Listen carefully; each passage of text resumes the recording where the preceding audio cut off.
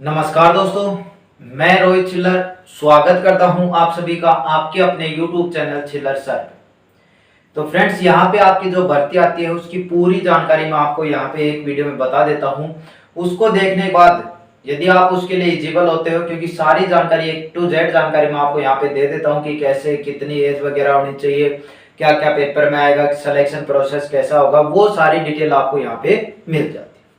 तो आज के वीडियो में भी हम बात करेंगे ऐसी एक भर्ती की जिसमें आपके 1673 पोस्टों पे आपकी भर्ती निकली है। तो कौन कौन ये फॉर्म है वो भर सकते हैं, क्या क्वालिफिकेशन होनी चाहिए, सिलेक्शन प्रोसेस क्या होगा, एग्जाम कैसा आएगा, मतलब क्या क्या आएगा, एग्जाम पैटर्न कैसा होगा, ये सारी डिटेल हम यहाँ पे बात कर रहे हैं। तो पहली बात तो जो भी साथी चैनल पे नए हैं चैनल को जरूर सब्सक्राइब कर ले, क्योंकि रेगुलर अपडेट आपको मिलते हैं। चलिए शुरुआत करते हैं। आज की वैकेंसी की बात करूं मैं तो आज की वैकेंसी हमारी है वो है SBI बैंक में पीओ की भर्ती आपकी निकली।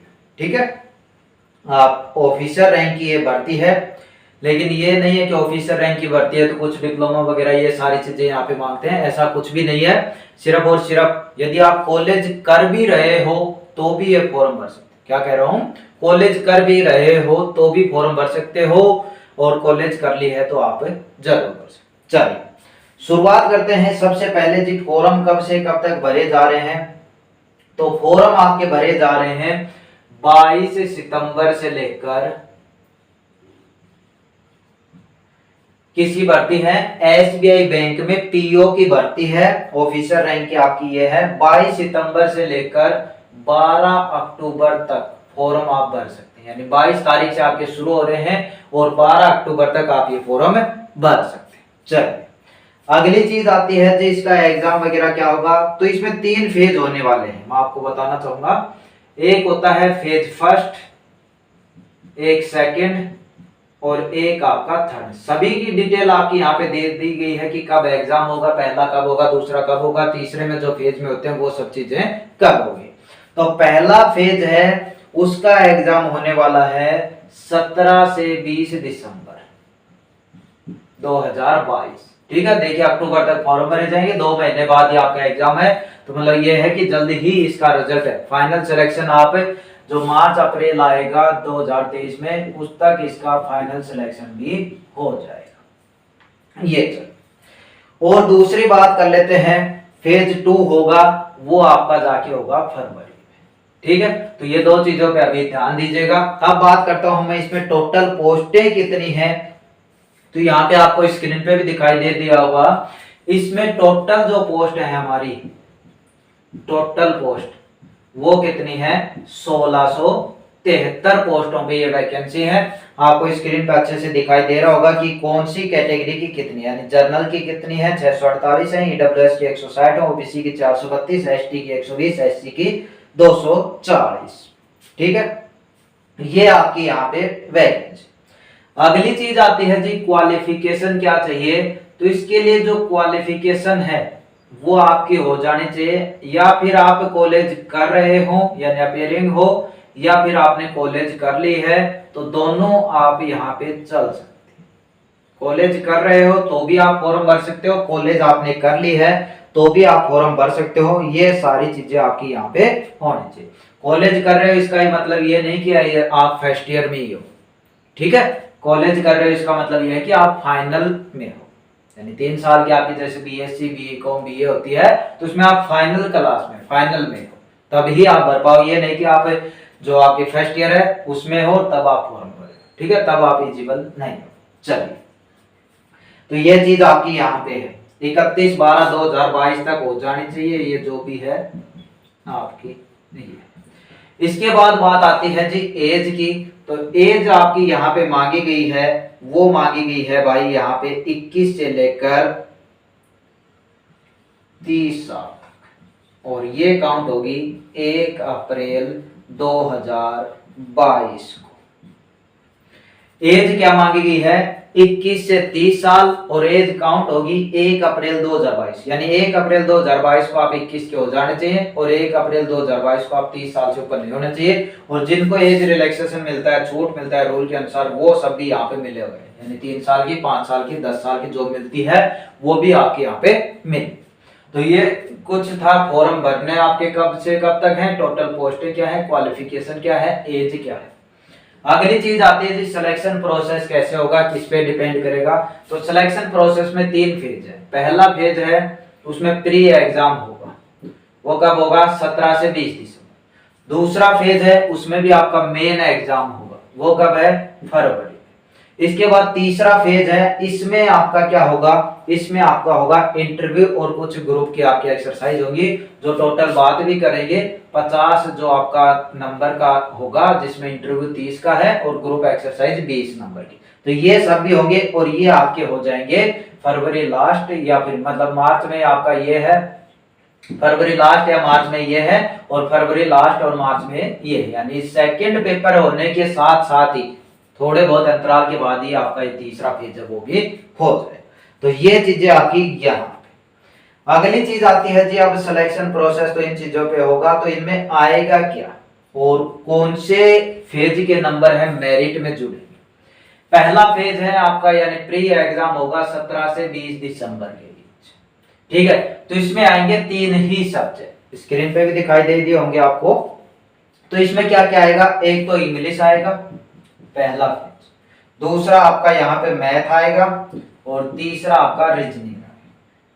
इंग्लिश है वो 30 क्वेश्चन आएंगे, मैथ के 35 और रीजनिंग के 35, यानी यहाँ पे 100 क्वेश्चन आएंगे, 100 ही नंबर होंगे और सभी के लिए 20-20 मिनट आपको अलग अलग आपकी यहाँ पे दी है। ये प्री का लेखा जो 3 सब्जेक्ट है, इंग्लिश है, मैथ है, रीजनिंग। इंग्लिश के 30 है, मैथ के 35 है, रीजनिंग के 35, सभी के लिए 20-20 मिनट मिलेगी और ये आपका 100 क्वेश्चन 100 नंबर ही होंगे। ध्यान रहे ये सिर्फ आपको पास करना है, यानी क्वालिफाइड। प्री के नंबर हैं वो नहीं ऐड होंगे, ये सिर्फ पास करना है और पास की कट ऑफ जैसे ही आप पार करते हो आप मेंस में बैठ जाओगे, ठीक है। यानी इसके नंबर आपके ऐड नहीं होने वाले, जो फाइनल सिलेक्शन मेरिट आएगी उसमें। चलिए, और ध्यान रहे ना ही इनके अलग, जैसे इंग्लिश की अलग पास होना, मैथ में अलग होना, रीजनिंग में, ऐसा कुछ भी नहीं है। सभी में मिलाकर ही आपको पास होना है। यानी 100 में से जितनी कट ऑफ को निकालते हैं उसमें यदि आप आ जाते हो तो आप सेकंड फेज में बैठोगे, यानी मेंस एग्जाम आपका होगा। चलो ध्यान रहे कितने पास करेंगे, तो आपका यहाँ पे मैं बता देता हूँ। जितनी वैकेंसी है यानी 1673 है, तो इसका 10 गुना यानी 16,730, लगभग 17,000 के लगभग आपका जो प्री है उनका क्लियर होगा, 17,000 लगभग कैंडिडेट का, ठीक। चलिए, इसके बाद आता है फेज 2 यानी मेन एग्जाम। फेज 2 इसमें भी क्या होगा, इसमें भी आपका जैसे पेपर होगा, लेकिन आपकी बार 4 सब्जेक्ट होंगे और एक आपका डिस्क्रिप्शन।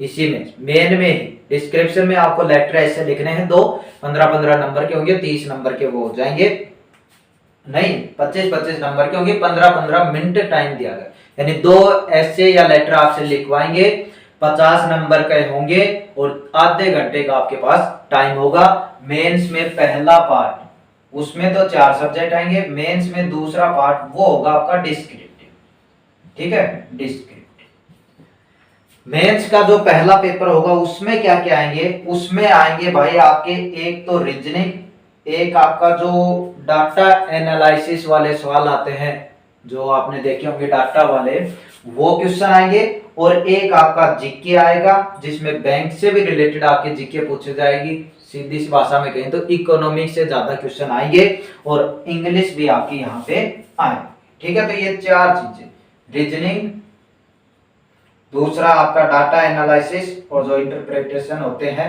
डाटा वाले सवाल आप समझ लो यहाँ पे, तीसरा आपका जीके आएगा, चौथा आपका इंग्लिश आएगा, ठीक है। स्क्रीन पे दिखाई दे दिया होगा आपको क्या क्या आएंगे। जैसे रीजनिंग के साथ कंप्यूटर भी ऐड है, यहाँ पे 40 क्वेश्चन आएंगे 50 नंबर के, डाटा वाले 30 क्वेश्चन आएंगे 50 नंबर के, जर्नल जो आपको इकोनॉमी मैंने बताया बैंकिंग से संबंधित वो 50 क्वेश्चन आएंगे 60 नंबर के, इंग्लिश के आगे 35 क्वेश्चन आएंगे 40 नंबर।